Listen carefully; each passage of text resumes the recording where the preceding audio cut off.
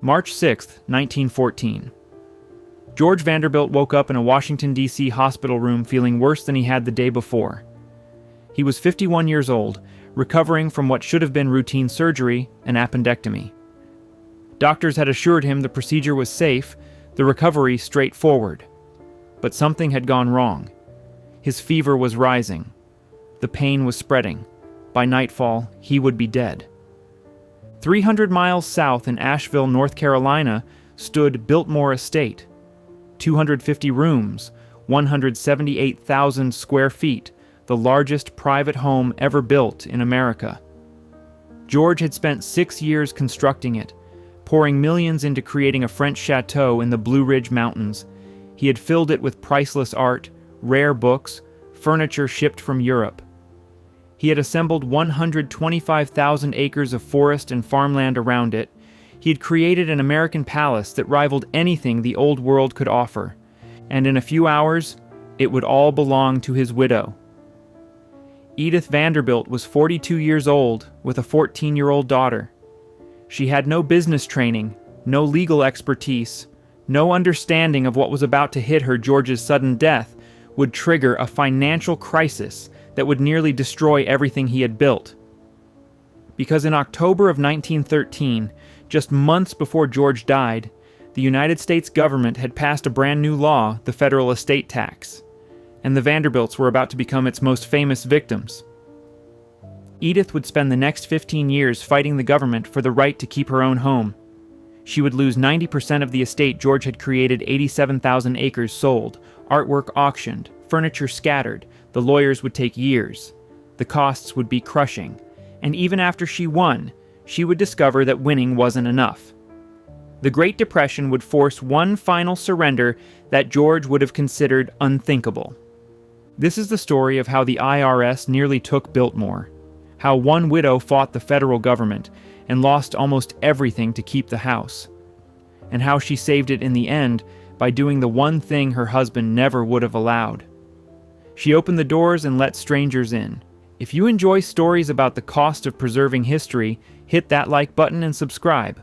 Let's begin with the telegram that changed everything. Chapter 1. March 6, 1914. The day everything fell apart. George Washington Vanderbilt was born into American aristocracy on November 14, 1862.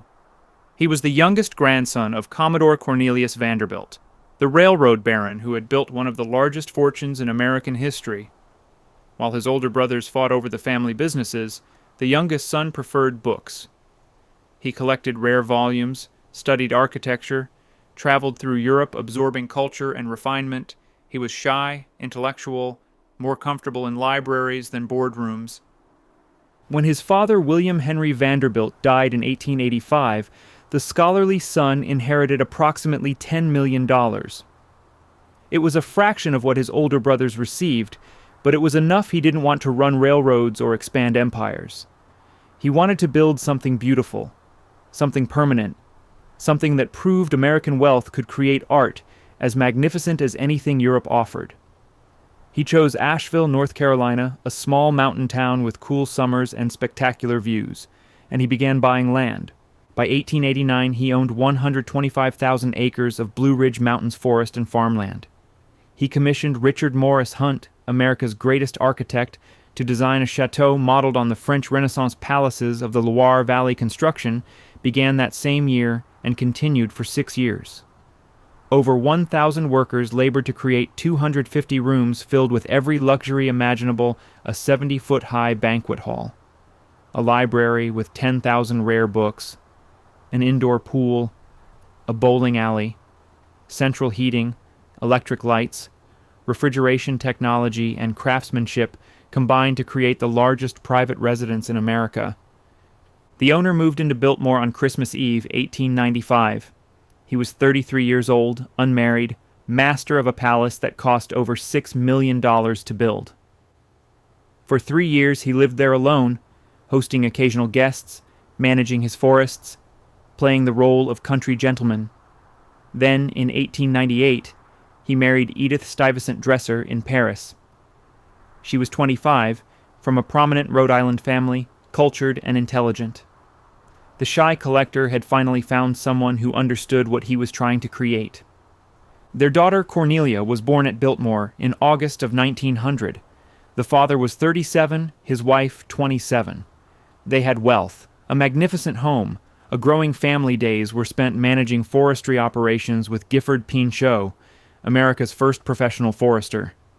The art collection expanded, additions made to the library, every detail refined.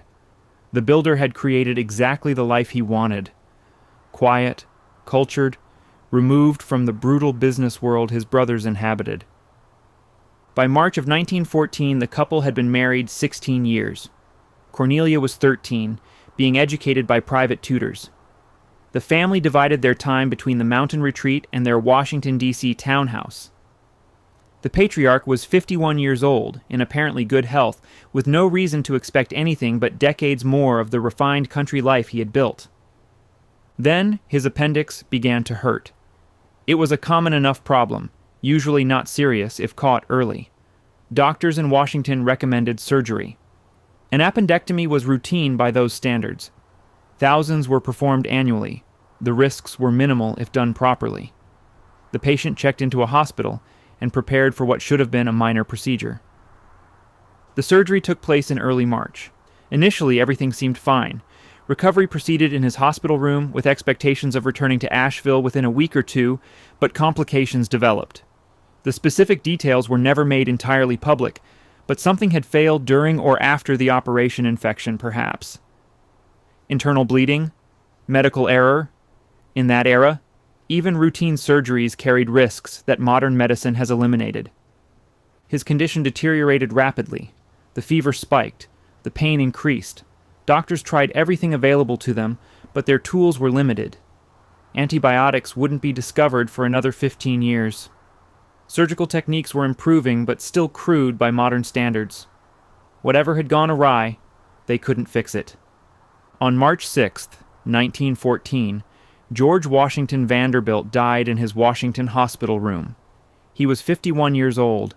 The official cause was listed as complications from appendectomy surgery.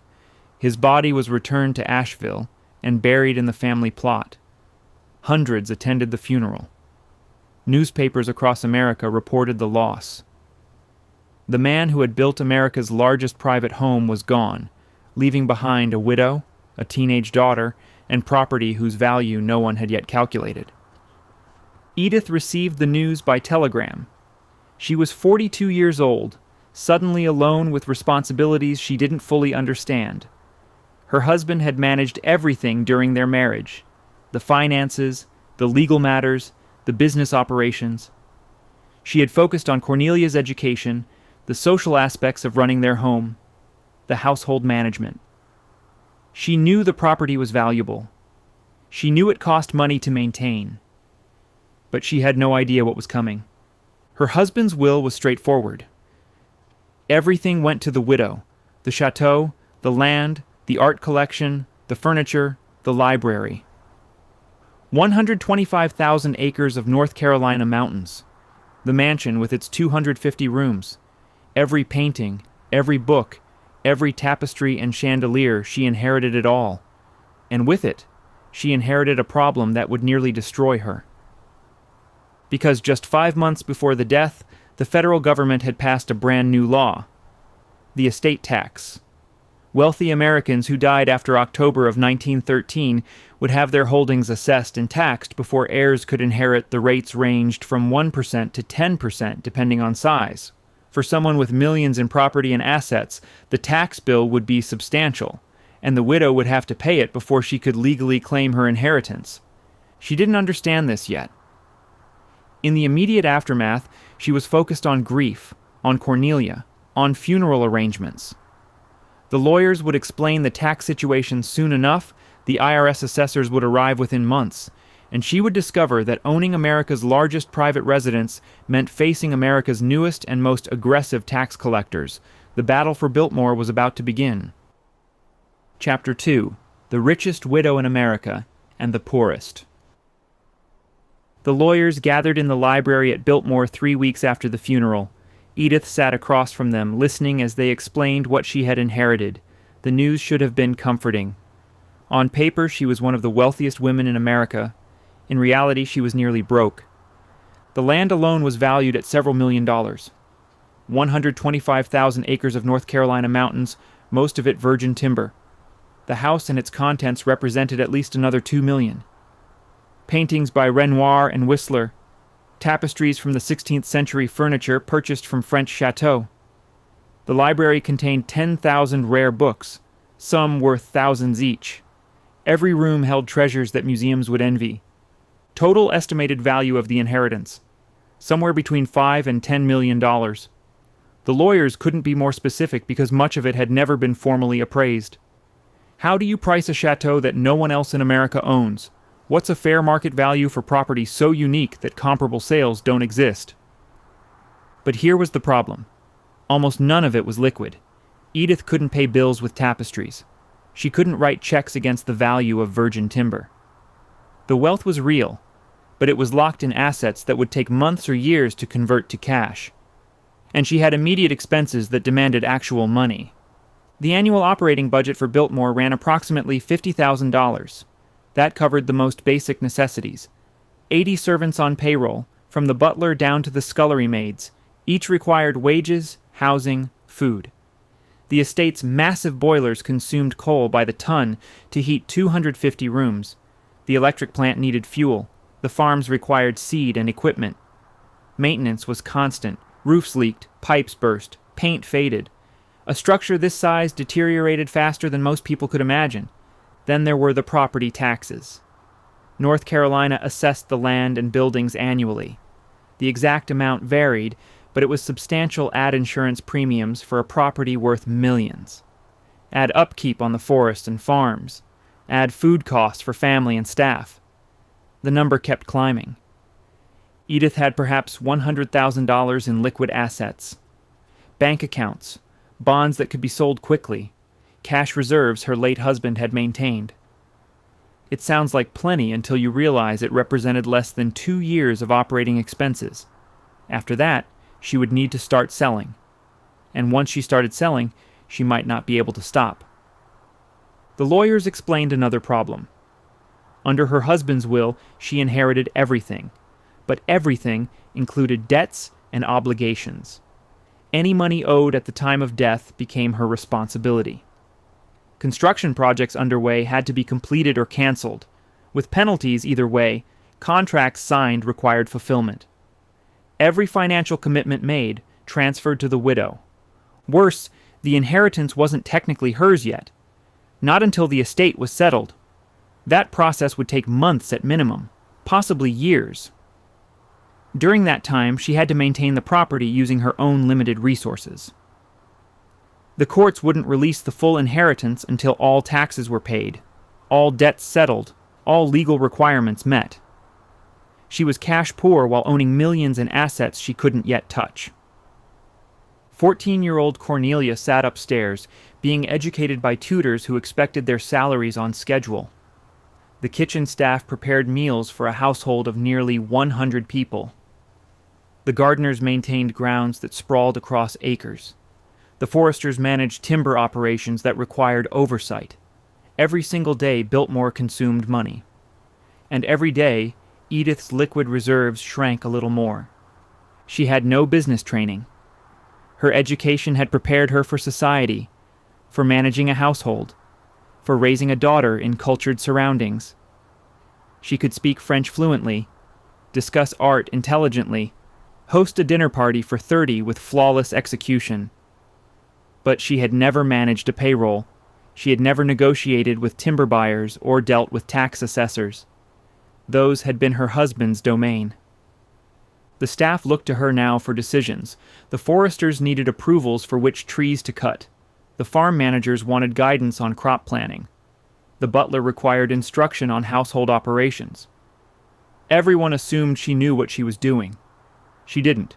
She was learning as fast as possible, reading her husband's papers, consulting with his former advisors, trying to understand businesses she had barely known existed. The lawyers raised another concern. The federal government would soon send assessors to value the property for tax purposes. This was because of that new law passed 5 months before the death, the estate tax. Rates ranged up to 10% on the largest inheritances. For someone inheriting $5 to $10 million worth of property, the tax bill could reach $500,000 or more. $500,000 in cash, due within months of the assessment. Edith had $100,000 in liquid assets. Where would she find the other $400,000? The only answer was to sell. Timber, perhaps. Or land. Maybe some of the art collection, though selling masterworks would take time and wouldn't fetch full value in a hurried sale. She was being forced to dismantle her husband's creation before she had even finished grieving his loss. The widow asked the obvious question: could she simply give it back? Refuse the inheritance, walk away, let someone else deal with this impossible situation? The lawyers shook their heads. She had a 14-year-old daughter to support. Cornelia would inherit eventually. Walking away now would leave the girl with nothing. Besides, where would they live? What would they do? Society women of their class didn't work. They didn't have careers. They managed households, raised families, lived on inherited wealth. Edith's entire life had been built around being Mrs. George Vanderbilt. That identity didn't work if she surrendered everything that came with the name. So she would fight. She had no choice. But she also had no illusions. The inheritance that made her wealthy on paper was about to force her into desperate financial decisions. The largest private home in America was becoming the most expensive burden in the country. And the woman who owned it was about to discover that sometimes the greatest wealth is also the greatest trap. The lawyers left that evening with instructions. Prepare for the tax assessment. Begin identifying which assets could be sold most quickly if necessary. Find buyers for timber that could be harvested immediately. And pray that the federal assessors valued the property conservatively. Because if they decided Biltmore was worth more than expected, the resulting tax bill might force Edith to sell the house itself just to pay for the privilege of inheriting it. She sat in the library after they departed, surrounded by 10,000 books her husband had spent decades collecting. Outside the windows, 125,000 acres of mountains stretched into the distance. Upstairs, her daughter slept in a bedroom larger than most people's homes, and in her bank account, she had barely enough money to keep it all running for 2 more years. The richest widow in America was also the poorest, and her problems were just beginning. Chapter 3: The New Tax That Changed Everything. The 16th Amendment to the United States Constitution was ratified on February 3, 1913. It consisted of one sentence: "The Congress shall have power to lay and collect taxes on incomes, from whatever source derived, without apportionment among the several states, and without regard to any census or enumeration." That single sentence changed American history, and it would change Edith Vanderbilt's life. For over a century, the federal government had funded itself primarily through tariffs and excise taxes. Direct taxation of individual income was unconstitutional. The wealthy paid relatively little in federal taxes because their wealth came from investments, not wages. Rockefeller, Carnegie, Morgan, the Vanderbilts, all the great fortunes of the Gilded Age had grown largely untouched by federal taxation. States and cities collected property taxes. The federal government mostly didn't. But progressive reformers had been pushing for change since the 1890s. They argued that concentrated wealth threatened democracy, that industrial fortunes had grown too large, that the gap between rich and poor was destabilizing society. The solution, they believed, was taxation, tax income, tax estates. Force the wealthy to contribute more to the government that protected their property, and maintain the infrastructure that made their businesses possible. The amendment passed Congress in 1912 and was ratified by the required number of states in early 1913. For the first time in American history, the federal government could tax income directly. Congress acted quickly. In October of 1913, they passed the Revenue Act. It established a graduated income tax, starting at 1% on income over $3,000 and rising to 7% on income over $500,000. The wealthy would finally pay their share. Buried in the same legislation was another provision, the estate tax. When a wealthy American died, their estate would be assessed and taxed before the heirs could inherit. The rate started at 1% on estates worth over $50,000 and climbed to a maximum of 10% on estates exceeding $500,000. It wasn't particularly aggressive by later standards. But it was revolutionary in 1913 because it had never existed before. The timing was catastrophic for the Vanderbilt family. The law passed in October of 1913. George Vanderbilt died in March of 1914. 5 months. If he had died 6 months earlier, his entire estate would have passed to Edith tax-free. The federal government wouldn't have touched it. Instead, he died just after the new law took effect, making his widow one of the first victims of America's brand new estate tax system. The law was deliberately designed to target exactly the kind of wealth George had accumulated: large estates, property holdings, art collections, timberland, everything that defined Gilded Age fortunes. The progressives who wrote the legislation wanted to prevent the creation of permanent American aristocracy. They believed inherited wealth concentrated too much power in too few families. The estate tax would force each generation to pay for the privilege of inheriting what their parents had built. For middle-class Americans, the tax was irrelevant. An estate worth $50,000 or less passed tax-free. That covered the vast majority of the population. Even moderately wealthy families with estates worth $100,000 or $200,000 faced tax bills of only a few $1,000s, manageable. Not pleasant, but not devastating. But for someone like Edith, inheriting several $1 million in property, the math became brutal. 10% of $5 million is $500,000 in cash, due within a year of the estate assessment. The government didn't care that the wealth was locked in land and buildings and art. They didn't care that converting assets to cash would take time and destroy value. The tax was calculated on total estate value, and payment was required in actual money. The law included no exceptions for unique properties. If you inherited a factory, you could sell it. Someone would buy a profitable business. If you inherited stocks and bonds, markets existed for those. But if you inherited the largest private house in America, located in rural North Carolina, with no comparable properties anywhere, who exactly would purchase it? The market for 250-room chateau was limited, essentially non-existent. This created a perverse situation. The property might be valued at millions for tax purposes, but it couldn't be sold for anything close to that amount. Edith would owe taxes based on a theoretical value that bore little relationship to what she could actually get if forced to sell. She would pay tax on wealth she couldn't access at prices no buyer would pay. The IRS understood this perfectly well. In fact, they counted on it. The estate tax was designed to break up large fortunes by forcing heirs to liquidate assets. If Edith had to sell 80,000 acres to pay the tax bill, that was exactly what the progressives wanted. Those acres would go to timber companies, farmers, developers. The concentration of wealth would diminish. The Vanderbilt holdings would shrink. Mission accomplished. From the government's perspective, this was good policy. It prevented dynastic wealth. It generated federal revenue. It promoted a more equal distribution of property. The fact that it destroyed what George had spent decades building was irrelevant. The law applied equally to everyone. If you couldn't afford to pay the tax on what you inherited, you sold enough to cover the bill. Simple.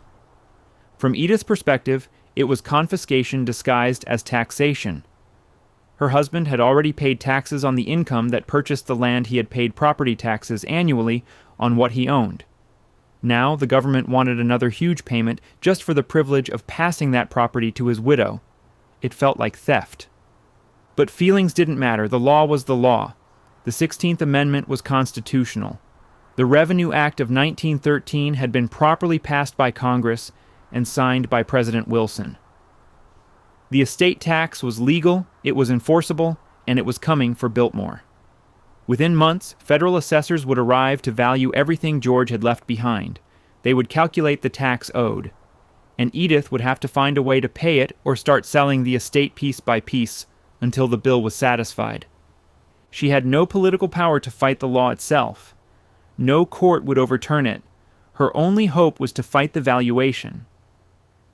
If the assessors decided Biltmore was worth $10 million, she was finished. The tax alone would exceed $500,000, more than 5 times her liquid assets. She would have to sell massive portions of the property immediately, but if she could convince them the value was lower, if she could argue that unique property should be assessed differently, if her lawyers could find any legal strategy to reduce the bill, she might survive. The battle was about to begin. The United States government versus one widow trying to keep her home. The richest country in the world had just invented a new way to tax wealth, and they were coming to Asheville to collect Edith Vanderbilt had buried her husband 5 months after the law passed. Now she would spend years fighting the bureaucrats who wanted to take what he had left her. The estate tax had changed everything. And it would nearly take everything too. Chapter 4. The IRS comes to Asheville. The assessors arrived in the summer of 1914, 4 months after the funeral. 3 men in dark suits carrying leather briefcases and clipboards stepped off the train in Asheville and hired a car to take them to Biltmore. They were federal agents from the Bureau of Internal Revenue, the agency that would later become the IRS. Their job was simple. Walk through every room, examine every asset, assign a dollar value to everything Edith had inherited, then calculate what she owed. They presented themselves at the main entrance and requested access to the property. Edith had been warned this was coming.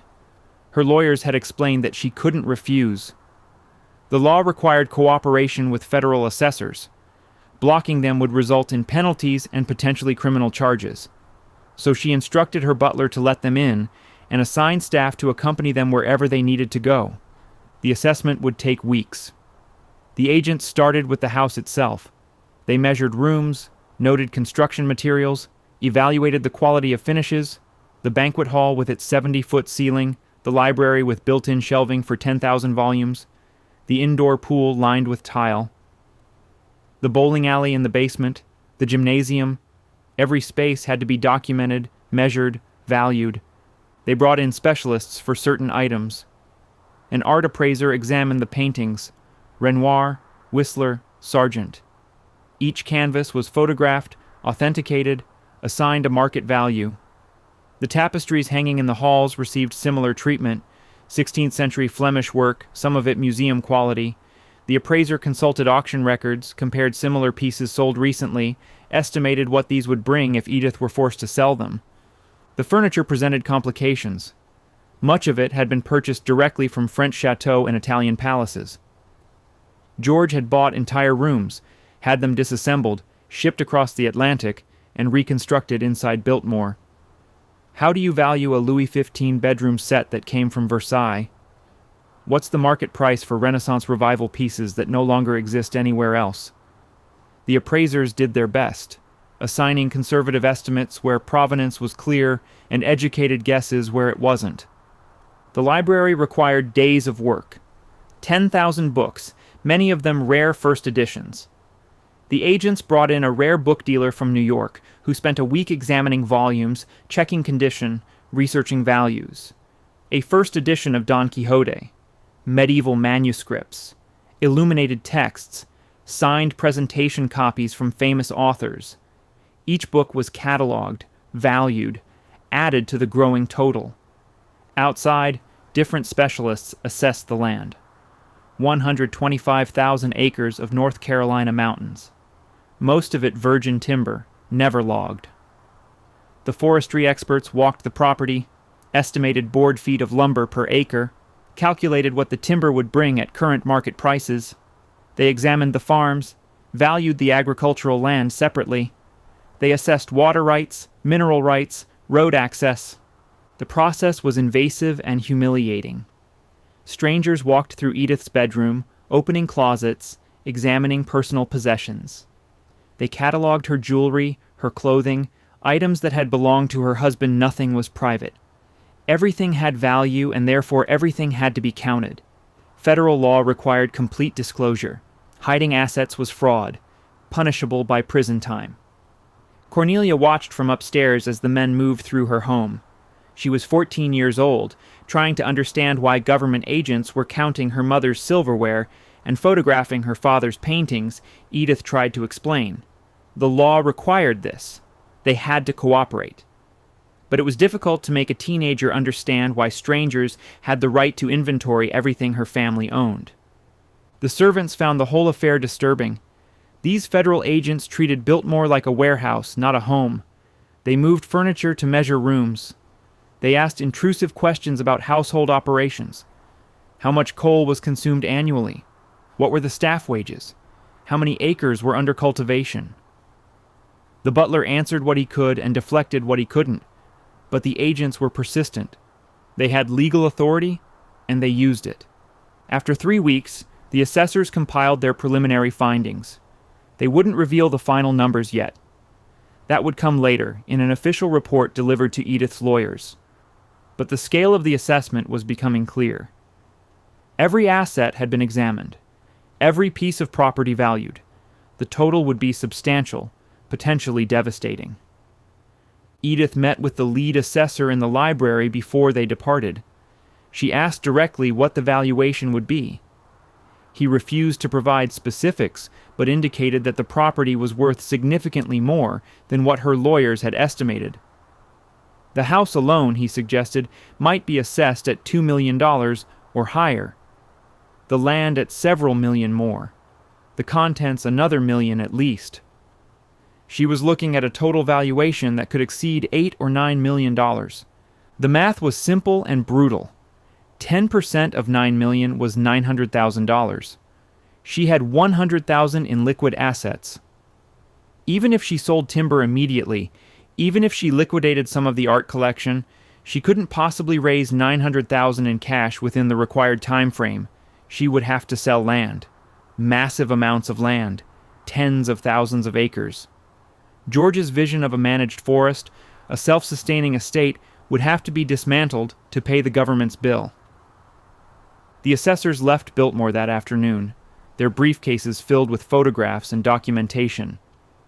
They would return to Washington, compile their final report, and send the official valuation within a few months. Then Edith would have 1 year to pay. 1 year to find $900,000 or whatever the final number turned out to be. 1 year to decide what to sacrifice to keep what remained. She sat in the library after they departed, surrounded by the 10,000 books they had spent a week counting. The intrusion was over, but the threat had only grown. The federal government had walked through her home, itemized her possessions, and calculated what she owed for the privilege of inheriting what her husband had left her. The assessment wasn't just financial. It felt personal, like they were telling her she didn't deserve this, that she hadn't earned it, that she should be grateful the government was allowing her to keep anything at all. But anger wouldn't help. The law was the law. The assessors were doing their jobs. The estate tax was constitutional, properly enacted, legally enforceable. What Edith needed now wasn't emotion. It was strategy. Her lawyers would have to challenge the valuation, argue that unique property couldn't be assessed at theoretical market prices, find some legal mechanism to reduce the bill. Because if the final number came in anywhere near $900,000, she was going to lose most of what George had built. The IRS had come to Asheville, and they weren't leaving empty-handed. Chapter 5. The Lawyers Who Fought for Biltmore. Edith hired the best legal team money could buy. Her lead counsel came from a prominent New York firm with experience challenging federal tax assessments. He brought 2 associates with him, both specialists in the brand new field of estate taxation. The field was so new that almost no one had expertise yet. The law had only existed since October of 1913. These attorneys were learning as they went, building strategies that had never been tested in court. The first move was to request a formal hearing with the Bureau of Internal Revenue. The preliminary assessment of $8 to $9 million was unacceptable, they argued. The agents had overvalued nearly everything. Their appraisals assumed market conditions that didn't exist. Their methodology was flawed. They demanded a line-by-line review of every figure, and they got it. The legal strategy had 3 components. First, challenge the appraisal of the house itself. Second, fight the land pricing. Third, dispute the assessment of contents. If they could reduce the total by even 20 or 30%, the tax bill would drop by hundreds of thousands of dollars. That might mean the difference between survival and forced liquidation. The house was the easiest target. The assessors had priced it at over $2 million based on construction costs and materials. The attorneys argued this was absurd. Yes, it had cost that much to build. But what was it actually worth? Who would buy a 250-room chateau in rural North Carolina? There was no market for such a property. Comparable sales didn't exist because comparable properties didn't exist. The fair market price, which is what the tax law required, was far less than construction cost. They brought in architectural experts who testified that unique properties often sold for fractions of their building costs. A custom-built palace designed for one family's specific needs had limited appeal to potential buyers. The experts estimated that if forced to sell, Biltmore House might bring $750,000 to $1 million at most. Less than half what the government claimed. The land presented more complexity. 125,000 acres of virgin timber had obvious worth. Lumber companies would happily purchase it. The assessors had calculated roughly $40 per acre based on timber yields and current lumber prices. That produced a total of $5 million. The legal team attacked this number from multiple angles. First, they contended that selling such a large tract all at once would depress prices. Flooding the market with that much timber would drive down the per-acre amount. The assessment assumed peak prices for every acre, which was economically impossible. Second, much of the acreage was mountainous and difficult to access. Logging costs would be high. The net return per acre was lower than assessors claimed. Third, some portions were designated for conservation and forestry experimentation, reducing commercial potential. The attorneys proposed a revised figure of $3 million instead of $5 million. They maintained that this reflected realistic market conditions rather than theoretical maximums the government resisted. Back-and-forth negotiations continued for months. The Bureau of Internal Revenue had no incentive to accept lower numbers. Every dollar they shaved off meant less tax revenue. They pushed back on every challenge. The contents presented the trickiest problem. How do you dispute a Renoir's worth? If an art appraiser says it's $50,000, and auction records show similar work selling for that price, what's the counterargument? The legal team found one. They contended that the assessment should reflect forced sale prices, not retail amounts. If Edith had to sell artwork quickly to raise cash for taxes, she wouldn't get full market returns. Urgent sales always brought lower prices. The tax should be based on what she could actually receive in her circumstances, not what pieces might bring under ideal conditions. The government rejected this reasoning. The law required assessment at fair market worth, they insisted. Fair market meant what a willing buyer would pay a willing seller, assuming normal conditions. The widow's financial emergency didn't change the underlying worth of the assets. If she chose to sell quickly and accept lower amounts, that was her decision. The tax was based on actual worth, not distressed sale pricing. The legal fees mounted quickly. The attorneys were billing hundreds of dollars per week. Every meeting, every filing, every hearing added to Edith's costs. She was paying lawyers to fight a tax assessment so she could afford to pay the assessment. The circular logic was maddening, but she had no choice. Without legal representation, the government would impose their full figures unchallenged, and the resulting bill would be impossible to pay. By late 1914, negotiations had been ongoing for 6 months. The Bureau of Internal Revenue had reduced their total somewhat, down to around $7 million from the initial $8 or $9 million. The legal team maintained this was still too high, and continued pressing for further reductions. But the government was digging in. They had political pressure to collect substantial estate taxes from prominent wealthy families. The Vanderbilt case was high profile. Backing down too much would send the wrong message. Edith watched her liquid assets drain away while lawyers debated appraisals. The legal fees alone had consumed tens of thousands of dollars. Meanwhile, Biltmore's operating costs continued, $50,000 per year whether she could afford it or not. Her $100,000 in cash reserves was shrinking faster than anticipated. She would need to start selling assets soon, regardless of what the attorneys achieved. Her lead counsel delivered an update in early 1915. The best outcome they could realistically expect was a total around $6 to $6.5 million that would produce a tax bill of roughly $600,000 to $650,000. Still catastrophic, but somewhat less than the worst-case scenario of $900,000. To achieve even this, they would need to make concessions, accept some of the government's figures, stop fighting certain line items, focus challenges on the areas where they had the strongest positions. The alternative was litigation. They could refuse to settle, force the government to take them to court, and fight the numbers before a judge. But litigation would take years. During that time, the tax bill would remain unpaid, accumulating penalties and interest. And there was no guarantee they would win. The law was new, the precedents unclear. A judge might side with the government and impose the full amount the assessors originally claimed. Litigation was a gamble Edith couldn't afford. So they settled. In the spring of 1915, roughly 1 year after George's death, the final estate assessment was established at $6.5 million. The tax bill came to $650,000, due immediately. Edith had perhaps $30,000 left in liquid assets after paying legal fees. She needed to raise $620,000 in cash, and she had only one way to do it: sell the land. Massive amounts of acreage. The very thing George had spent decades assembling was about to be dismantled piece by piece until the government's bill was satisfied. The legal team had done what they could. They had reduced the tax bill by potentially $250,000 compared to the worst-case scenario. But they couldn't eliminate it. They couldn't maintain that unique property shouldn't be taxed. They couldn't convince the government to accept token payments.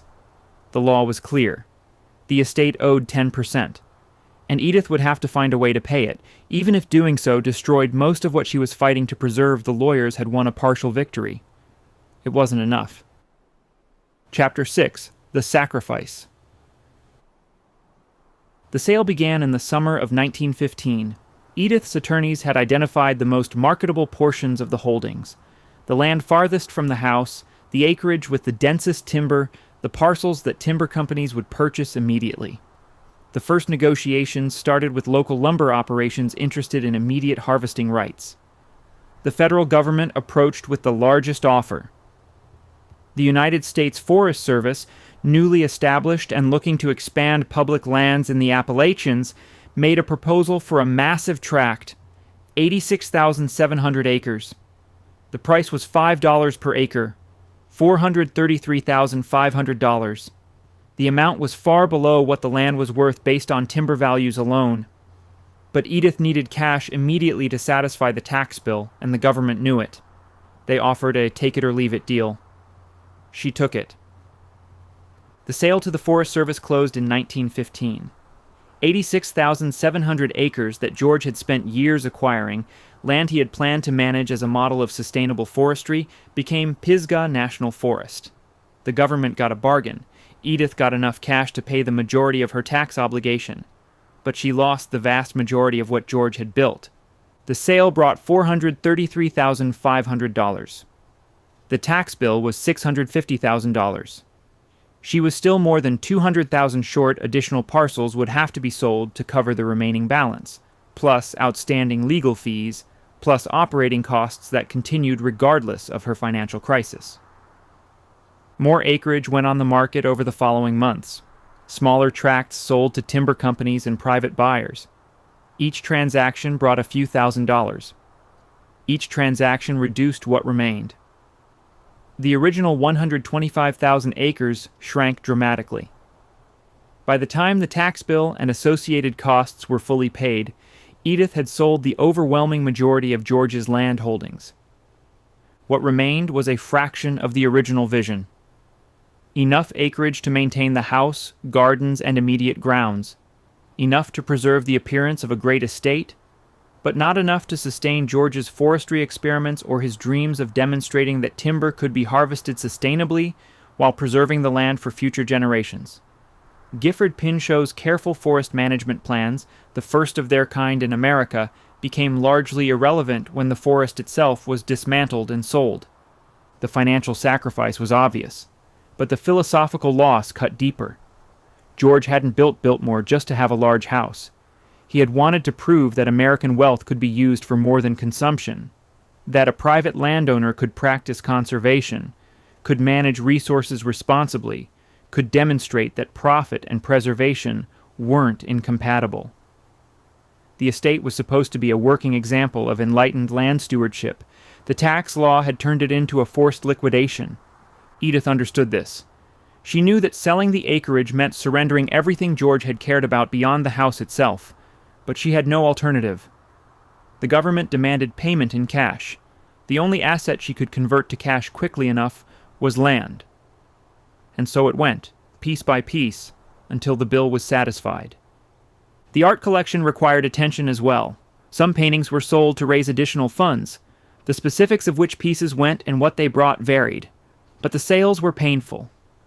George had spent decades assembling this collection, choosing each work carefully, building something that rivaled museum holdings. Now, pieces were being sold to cover debts and obligations.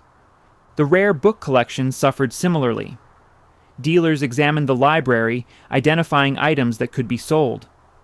The most valuable volumes went to auction or private sale. Book by book, the collection was reduced.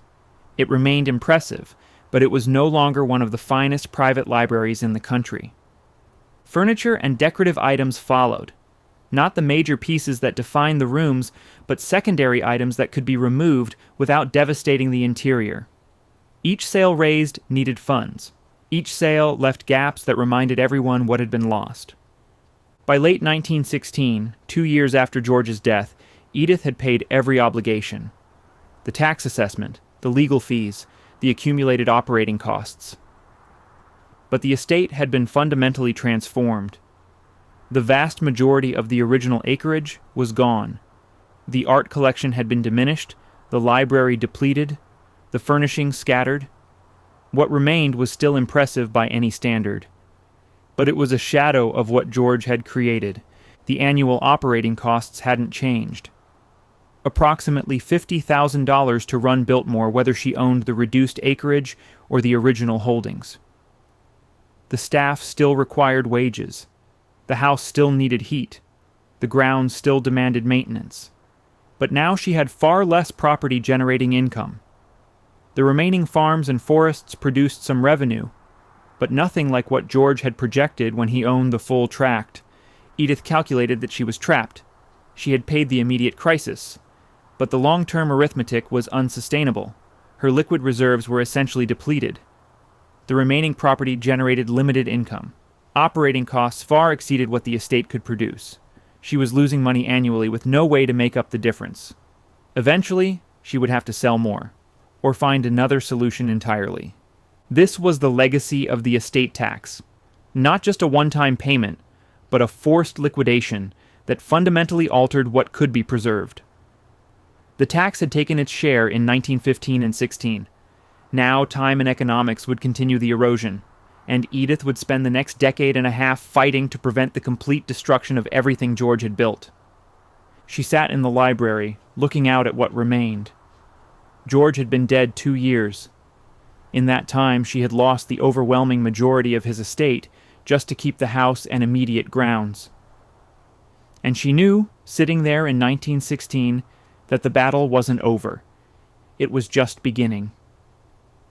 The question was whether she could find a way to make what remained sustainable, or whether the slow erosion would continue until nothing was left but the house itself and memories of what it once had been. Chapter 7. The Final Settlement. What the Government Took. The last payment cleared in March of 1916, almost exactly 2 years after George's death. The Bureau of Internal Revenue confirmed receipt of $650,000. The estate tax was satisfied. The legal battle was over. Edith Vanderbilt had kept Biltmore House. but the price of keeping it was almost everything else. The accounting was straightforward and devastating. George had assembled 125,000 acres. After the forced sales, only a fraction remained. The house stood intact, along with the immediate grounds and gardens, the conservatory, the farms closest to the main residence, the forest visible from the windows. Everything beyond that was gone. The vast wilderness George had envisioned managing as a model of conservation had been sold to satisfy a federal tax bill. Inside the house, the losses were equally visible to anyone who had known the collection before. The walls still held paintings, but not the masterworks. The library still housed thousands of volumes, but the rarest manuscripts and signed first editions had been auctioned. The rooms still contained French and Italian furniture, but many of the pieces George had purchased directly from European chateaux were gone. What remained was impressive. What was missing was irreplaceable. Edith's immediate financial crisis was resolved, the tax was paid, the legal fees were settled. She wasn't facing imminent foreclosure or seizure, but she wasn't secure either. Her liquid reserves were essentially zero after 2 years of converting everything possible to cash. The estate's annual operating costs held steady around $50,000. The income from what remained was modest. She was running a deficit that would slowly consume whatever value was left. The staff had been trimmed where possible. The house still required substantial maintenance and service, so reductions were limited.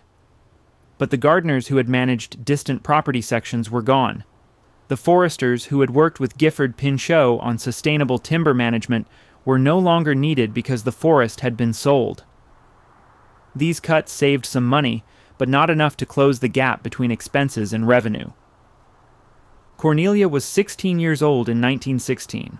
She had watched her mother fight the government for 2 years, had seen their holdings dismantled piece by piece, had learned lessons about wealth that most teenagers never encountered. Money wasn't permanent. Property could be seized. The government could take what it wanted if you didn't have cash to pay them. These weren't abstract principles. They were lived experiences that would shape how she managed her own inheritance. Edith had survived the estate tax, but she hadn't won. The Bureau of Internal Revenue had collected their $650,000. The progressive reformers who designed the tax had achieved exactly what they intended. The Vanderbilt fortune had been reduced. The concentration of wealth had been diminished. The massive private holdings had been broken up with substantial portions transferred to public ownership. From the government's perspective, the system worked perfectly. From Edith's perspective, she had preserved the centerpiece, but lost the context. Biltmore House still stood, magnificent and intact. But it was supposed to be more than just a large residence. George had envisioned a working demonstration of enlightened land management. A forest managed sustainably, while privately owned. A model other wealthy landowners could follow. The house without the surrounding lands was just an expensive structure in the mountains, impressive but incomplete. The question facing her now was simple. Could she maintain what was left on the limited income it generated? The arithmetic suggested no. She could manage the deficit for a few years, perhaps. But eventually she would exhaust her options. More art would have to go. More books would be sold. Maybe portions of the remaining acreage would require liquidation. The slow erosion would continue unless something fundamentally changed. What changed was Edith's approach. She refused to accept inevitable decline. Instead, she managed with ruthless efficiency, spent only when absolutely necessary, and found creative ways to generate additional revenue. Portions of the house were rented for special events. Produce from the farms was sold locally. Timber rights on remaining forest parcels were carefully licensed. Every source of income, no matter how small, helped narrow the gap between what the property cost and what it could generate. For 13 years, from 1916 to 1929, she maintained this precarious balance. The house stayed in excellent condition. The grounds remained beautiful. Cornelia grew up, married, had children. Biltmore functioned as a private residence for one of America's prominent families. But it was always fragile. One major repair, one agricultural setback, one unexpected crisis could tip everything back toward forced sales and liquidation. Then, 1929 arrived. The stock market crashed in October. The Great Depression began. And Edith discovered that surviving the estate tax had only been the first crisis, the second battle, the one that would truly determine whether Biltmore could continue existing as a family home was about to begin. The tax had consumed most of the holdings in 2 years. The Depression would threaten what remained over the next decade. And Edith would have to consider solutions even more radical than selling land and artwork. She would have to think about the unthinkable, opening the doors to complete strangers and charging them admission to walk through her private residence. Chapter 8. The Depression that forced the final surrender. The stock market collapsed on October 24, 1929. Black Thursday. Fortunes evaporated overnight. Banks failed. Businesses closed. Within weeks, the American economy was in free fall. For most people, the Depression meant unemployment and poverty. For Edith Vanderbilt, it meant the complete destruction of what little financial stability she had managed to preserve. She was 55 years old. For 13 years, she had balanced Biltmore's finances through careful management and creative revenue generation. The farms produced income. Timber sales brought cash. She had managed to keep operating costs roughly aligned with what the property could generate. It was precarious, but it was working. The Depression destroyed that balance in months. The farms couldn't sell their produce. Local buyers had no money. Markets for agricultural products collapsed as demand disappeared. What had been a reliable source of a few $1,000s annually became nearly worthless. Crops rotted in fields because transporting them to distant markets cost more than they would bring. Timber values plummeted. Lumber companies stopped buying because construction had ceased. New building ground to a halt as credit dried up and buyers vanished. The forest parcels that Edith had been carefully harvesting to generate income became unsellable. Trees had value only if someone was willing to purchase them. In the early 1930s, no one was.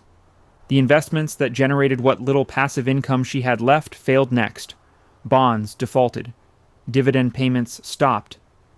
Banks that held her accounts faced runs, and some collapsed entirely. The modest financial cushion she had rebuilt over 13 years vanished. She was back where she had been in 1916, except now the entire economy was collapsing around her, and no buyers existed for anything she might sell. Property taxes hadn't changed. North Carolina still expected payment regardless of economic conditions. The annual bill came due whether she could pay it or not. Insurance premiums continued. Utility costs persisted. The house required heating through winter, or the pipes would freeze and burst. She could reduce staff, delay maintenance, cut every possible expense, but she couldn't make the basic costs disappear. By early 1930, Edith was facing the same arithmetic that had nearly destroyed her 14 years earlier. Fixed costs that couldn't be eliminated, income approaching zero. Liquid reserves depleted. And this time, there was nothing left to sell. The acreage was gone. The best artwork was gone. The rarest books were gone. She couldn't liquidate her way out of this crisis because there was nothing left to liquidate that would bring enough cash to matter. Her advisors presented the options. Close Biltmore entirely. Dismiss all staff. Board up the windows. Let it sit empty until economic conditions improved. This would eliminate operating costs but guarantee the house would deteriorate. Without heat and maintenance, a structure that size would suffer serious damage within a few years. Closing it might save money in the short term, but destroy it in the long term. The second option was selling the house itself. Someone might purchase it despite the Depression, a hotel company perhaps, or a developer who could convert it to apartments or a resort, but selling meant surrendering George's legacy completely. Everything she had fought for since 1914 would be lost. Her daughter Cornelia would inherit nothing. The Vanderbilt name would be erased from the property. This was unacceptable.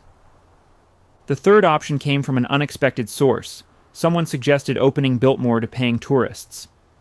The idea had been floated before and immediately rejected. Vanderbilts didn't charge admission to their homes. Society families didn't turn their residences into attractions. It was beneath them. Unseemly a public admission that the family had fallen so far, they needed to monetize their own house. But by late 1930, Edith was out of alternatives. The Depression had eliminated every other revenue source. Tourism might actually work. America had tourists despite the economic collapse. People still took vacations, though fewer and cheaper ones. Asheville was already a destination. The idea of touring the largest private home in America might attract visitors even during hard times.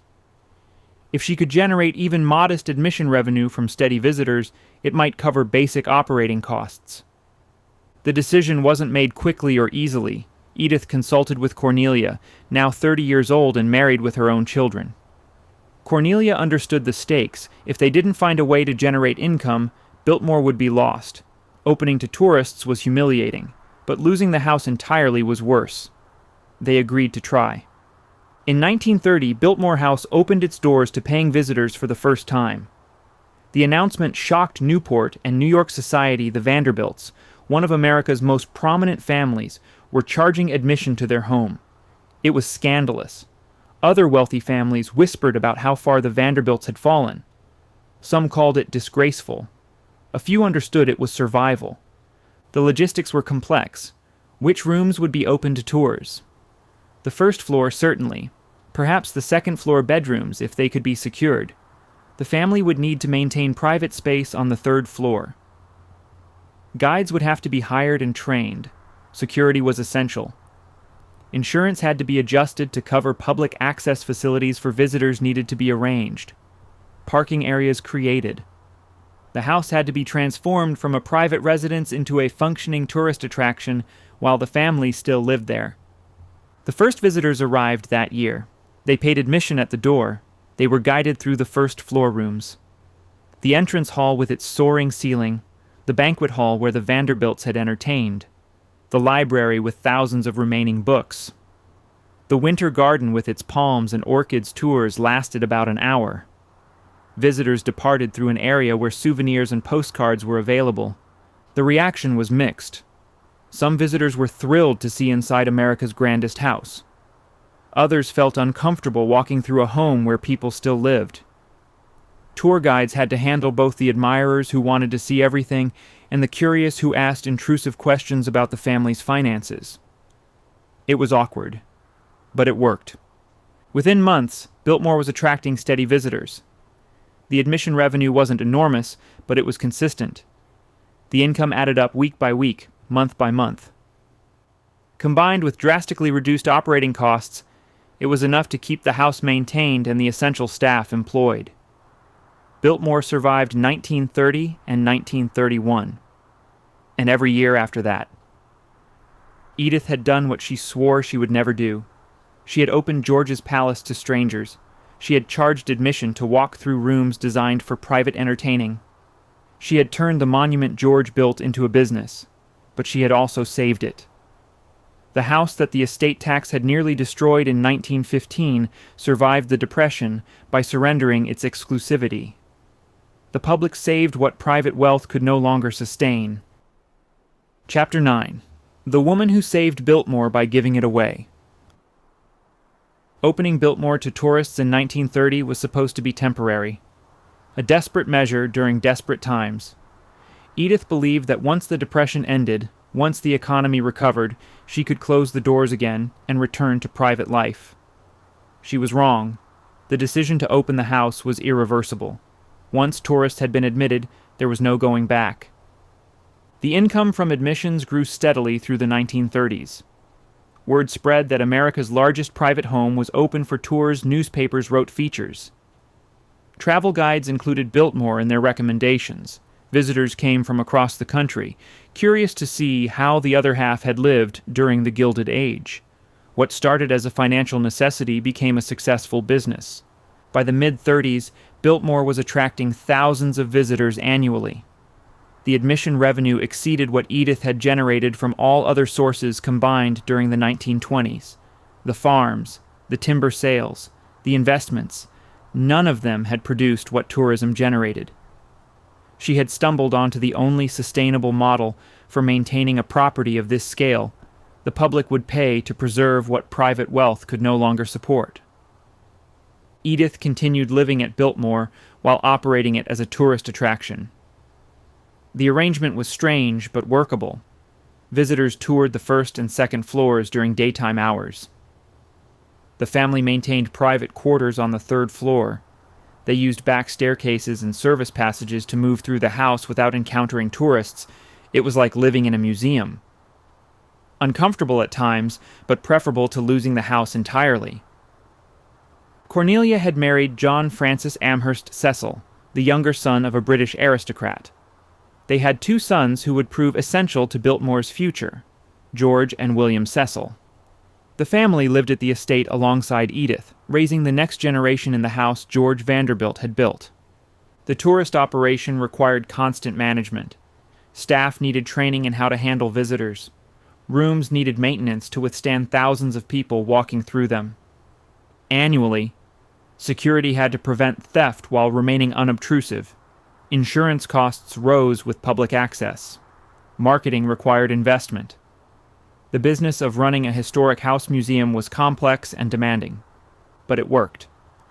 Through the late 30s and early 40s, Biltmore remained financially stable for the first time since George's death. The Depression gradually eased. World War II brought economic recovery. Tourism continued throughout, with Biltmore becoming an established destination. What Edith had started as a desperate gamble had become a permanent solution. Edith Stuyvesant Dresser. Vanderbilt died at Biltmore on December 21, 1958. She was 85 years old. She had lived 44 years as a widow, longer than her 16 years of marriage to George. She had fought the government, survived forced liquidation of most of the estate, endured the Depression, and ultimately saved Biltmore by surrendering its exclusivity. The house she preserved passed to her daughter. Cornelia inherited Biltmore in 1958, along with the tourist business that sustained it. However, the actual operation of the estate had been managed by her sons, George and William Cecil, who had been deeply involved in the business for years. The two brothers understood what their grandmother had accomplished and what it required to continue. The brothers took full control after Edith's death. They understood that Biltmore couldn't survive as a private residence. It could only survive as a business. They formalized that reality, incorporating the estate as the Biltmore Company, with family members as shareholders and the house itself as the primary asset. The transition from personal ownership to corporate structure was essential for legal and tax reasons. Estate taxes still existed, still threatened large inheritances. By structuring Biltmore as a business rather than a personal residence, the family could justify its value differently. The house wasn't worth what someone would pay to live in it. It was worth what it could generate as a commercial property. That distinction mattered for tax assessments. Under the Cecil brothers' management, Biltmore expanded beyond simple house tours. Additional revenue streams were developed over the following decades. Wine production was eventually added, utilizing the estate's original buildings. The property began hosting events, weddings, corporate functions. Every revenue stream helped support the enormous costs of maintaining a 250-room house. The model Edith had created out of desperation in 1930 became the template for historic house preservation across America. Other estates followed Biltmore's example. The Breakers in Newport, Hearst Castle in California, countless other Gilded Age mansions survived by opening to tourists. The public saved what private families could no longer afford. The houses that had been built to demonstrate wealth and exclusivity survived by becoming democratic. Edith wouldn't have chosen this path if she'd had alternatives. She spent years trying to avoid it. But when forced to choose between surrendering George's legacy completely or sharing it with strangers, she chose sharing. That decision saved Biltmore, not just for her lifetime, but for generations after. The house George built in the 1890s was still standing in the 21st century because his widow had been willing to do what seemed unthinkable. She gave it away to save it. The irony was profound. George had spent $6 million building a private palace in the mountains, away from society, away from crowds, away from the public eye. He wanted seclusion and privacy. He created beauty for himself and his family. Edith preserved that beauty by destroying the privacy. She invited the crowds George had avoided. She commercialized what he had kept exclusive. And by doing so, she ensured his creation would outlive them both by over a century. Chapter 10, Biltmore Today, What Survival Cost and What It Teaches. Biltmore Estate welcomes over 1 million visitors annually. They arrive in tour buses and rental cars, parking in lots that hold thousands of vehicles. They pay admission, collect audio guides, and spend hours exploring 250 rooms that were designed for one family's private use. The house that George Vanderbilt built for $6 million in the 1890s generates tens of millions in revenue annually as a tourist destination. It is one of the most successful historic house museums in America. The Vanderbilt family still owns it. This fact surprises most visitors who assume such properties eventually transfer to government ownership or nonprofit foundations. But Biltmore remains privately held, operated by descendants of George and Edith Vanderbilt through the Biltmore Company. William Cecil's son, also named William, manages the operation today. The family lives elsewhere but maintains control of the property and business. The survival is remarkable because it's so rare. Of the hundreds of Gilded Age mansions built between 1870 and 1920, only a handful remain in family hands. The Vanderbilt family alone built multiple palaces. The massive Fifth Avenue mansion in New York, demolished. The Breakers in Newport, given to a preservation society. Marble House, transferred to preservation. Cornelius Vanderbilt's original New York house, destroyed. George Washington. Vanderbilt's Biltmore is the only major Vanderbilt estate still owned and operated by the family that built it. The reason is simple. Biltmore became a business. The others remained private residences until they became unsustainable, then were surrendered or demolished. Edith's 1930 decision to open the doors transformed the estate from a luxury consumption item into a revenue-generating asset. That transformation made long-term survival possible. The houses that stayed exclusive died. The one that went public lived. The business model has expanded far beyond simple house tours. The winery produces hundreds of thousands of cases annually and accounts for significant revenue. The estate hosts weddings, corporate events, concerts. The grounds feature hotels, restaurants, shops. Visitors can spend entire weekends on the property without exhausting the activities available. It's a resort built around a historic house, with the house itself as the anchor attraction. This commercial success protects Biltmore from the estate tax that nearly destroyed it in 1914. Because the property operates as a business, it's valued differently for tax purposes than a private residence. The estate generates income, employs hundreds of people, functions as a significant economic engine for Asheville and western North Carolina. That commercial reality provides legal and financial justifications that pure private ownership couldn't offer. The business structure that seemed like surrender in 1930 became the legal shield that ensures survival generations later. The broader lesson is uncomfortable but clear. Private wealth, no matter how large, cannot sustain Gilded Age excess indefinitely. The fortunes that built these palaces were enormous by any measure. The Vanderbilts were among the richest families in American history. But even Vanderbilt money couldn't maintain multiple massive estates across generations, once the federal government started taxing wealth transfers. The mathematics became impossible. The estate tax accomplished exactly what its progressive designers intended. It prevented the creation of permanent American aristocracy. The great fortunes of the Gilded Age were broken up through inheritance taxes and forced liquidations. The Astors, the Morgans, the Carnegies, the Vanderbilts all saw their concentrated wealth dispersed across multiple heirs and depleted by taxes. Third and fourth generation descendants are comfortable, but not dynastically wealthy. The system worked. But the cost was architectural and cultural. Hundreds of extraordinary buildings were demolished because no one could afford to maintain them. Craftsmen had created masterpieces that lasted decades instead of centuries because the economic model that supported them collapsed. We lost architectural treasures that can never be recreated because the skills, materials, and willingness to spend at that scale no longer exist. Biltmore survived by finding a new economic model. Public access replaced private luxury. Commercial operation replaced personal consumption. The estate that George built for himself now serves millions. That democratization saved the architecture, but destroyed the original purpose. George wanted privacy and seclusion. He got a tourist attraction. The building survived. The dream died. Edith understood this trade-off. She had no choice but to accept it.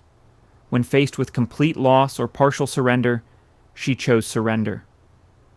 That pragmatic decision preserved something rather than losing everything. The house still stands because she was willing to share it. George's architectural vision survives because his widow abandoned his social vision. The story offers a lesson about what we choose to preserve and how we preserve it. Society decided through tax policy that concentrated private wealth was dangerous and should be broken up. That decision destroyed the economic foundation that supported Gilded Age estates. But society also values historic architecture and wants these buildings preserved. Those two goals are in tension. You can't break up concentrated wealth and simultaneously expect private families to maintain palaces that require concentrated wealth to operate. The solution that emerged was democratization.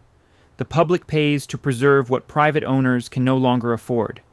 Historic house museums funded by admission tickets replaced private palaces funded by inherited fortunes. We saved the buildings by changing their purpose. They're no longer homes. They're monuments to an era we simultaneously admire and reject. We want to see how the other half lived, but we don't want that other half to exist anymore. Biltmore embodies this contradiction perfectly. Over 1 million people annually pay to tour a house built by a man who wanted to escape crowds. They photograph rooms designed for intimate family gatherings. They walk through a palace built to demonstrate that one family had more wealth than entire communities. And the reason they can see it is because that family's wealth was destroyed by the same government that now recognizes the house as a national historic landmark. George Vanderbilt built Biltmore to last forever. He used fireproof materials, hired the greatest architects and craftsmen, spared no expense. He succeeded architecturally. The house is structurally sound after 130 years, but he failed economically. The fortune required to maintain such a property as a private residence couldn't survive 20th century tax policy. Edith saved the architecture by surrendering the exclusivity. That was the only option that worked. The estate tax that nearly destroyed Biltmore in 1914 shaped its survival strategy. The depression that forced the doors open in 1930 created the business model that sustains it today. The crises that threatened destruction ultimately forced adaptation. And adaptation, as painful as it was, saved what rigid attachment to the original vision would have lost. Biltmore endures not despite its transformation, but because of it.